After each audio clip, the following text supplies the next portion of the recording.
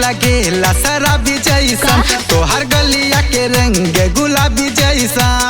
अच्छा सुना तारू सुना जहाँ जाइला हो मुँह ढाइला कहर दूर ना होए बाबू होए मीठा जहर। कहे ओने बाड़ू जान आवा खाला मीठा पान, कहे ओने बाड़ू जान आवा खाला मीठा पान, नहीं होई ऐसे कवनो खराबी हो। तू ही जाना तारा करे जाहो आज तनी हे जाहो, करे जाहो आज तनी हे जाहो।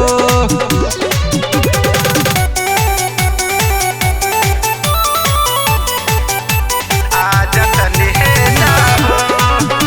अच्छा करे जाहो।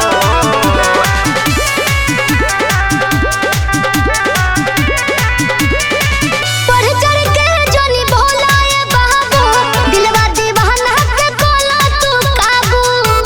अरे बाप रे बाप, तोहर जैसन बबुनिया के रानी कितना पिया दिल छेना के पानी। मन करेला हमार देही तोहर के जूठा, मन करेला हमार देही तोहर के जूठा।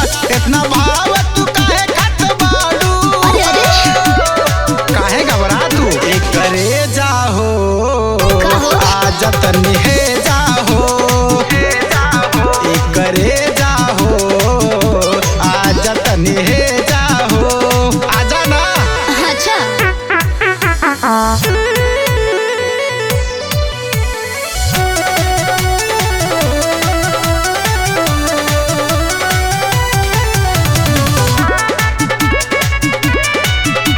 अरे आजा आजा ये आजमगढ़। हमरा पे बाबू ना डाले कोई बटोरा तोरा जैसन देखल कितना छी छोरा। का बुझलो अच्छा चला सुना, प्यार से यदि ना मनबूए रानी तारा के जबरी उठा ले हमको। अरे जाना हई आजमगढ़ के शेर सब कहेला दिले, हई आजमगढ़ के शेर सब कहेला दिले। संदीप सारे जन नाम बाटे मोरा। ना मनबो नहीं नहीं एक करे जाहो आज तनी अच्छा। हे जाहो, ना मनबो एक करे जाहो आज तनी हे जाहो। अरे अरे अरे कहाँ जादू चला है ने।